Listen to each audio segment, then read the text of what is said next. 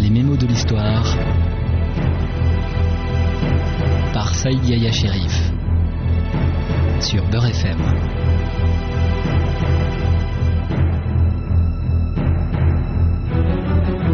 Je continue à vous raconter l'histoire de Firmus, le prince kabyle, mais ce mot kabyle en ce IVe siècle n'existait encore dans nul vocable, si ce n'est en arabe dont la signification de qabaïl correspond à tribu. Si j'utilise ce mot impropre pour l'époque, puisque les Arabes étaient encore inconnus en ces contrées et que l'islam n'est pas encore révélé, c'est juste pour circonscrire cette région composée de Berbères Balanos. Les Kabyles sont des Berbères parmi tant de Berbères. Des Imaziren, hommes libres, vivant dans cette immense Hamazra qui se perd dans les sables du désert. Cette région au centre-nord, confédération de tribus Zouawa, Senhaja, Kotama, donatiste dans son christianisme, polythéiste dans la tradition de ses cultes, circoncilienne dans ses révoltes, et maintenant sous la direction de l'Aglide Firmus.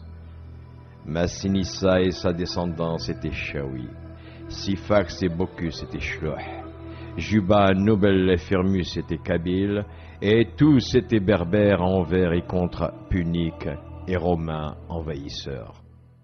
Berbères. Et il y a ceux qui disent, plus à tort qu'à raison, que ce mot vient de barbarius, qui signifie sauvage, non civilisé, mais surtout tout ce qui est étranger à Rome. Il y a aussi ceux qui disent, est-ce à tort, est-ce à raison, qu'on les avait appelés ainsi car face aux envahisseurs, ils hurlaient « Varra, varra », c'est-à-dire « dehors, dehors, var, var ». Pourquoi pas? Mais gardons quand même le terme d'Amazir, celui qui est libre, souvent jusqu'à l'anarchie, celui qui ne se soumet pas, celui qui ne s'impose aucune contrainte politique. Retenons cela alors que Firmus va connaître le sort du grand Jugurtha trahi par les siens. J'avais déjà évoqué je ne sais quelle malédiction, de Ouassou comme on dit, mais cela n'explique pas tout et encore moins cette tendance quasi atavique des Berbères à l'autodestruction. La puissance de Rome, c'est la tradition de la couronne de laurier qui honore les meilleurs des citoyens.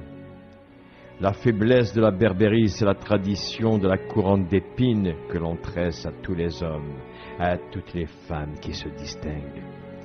Au nom du principe de l'égalitarisme, on coupe les têtes qui dépassent et au nom de la liberté, il a été sacrifié les meilleurs dirigeants.